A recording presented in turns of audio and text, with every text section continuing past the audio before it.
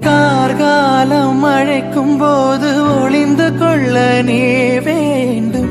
தாவணி குடை பிடிப்பாயா? அன்பே நான் உறங்க வேண்டும். அழகான இடம் வேண்டும். கண்களில் இடம் கொடுப்பாயா? நீ என் அருகில் வந்து நெளிய, நான் உன் மனதில் சென்று ஒளிய, நீ உன் மனதில் என் உருவம் கண்டுபிடிப்பா.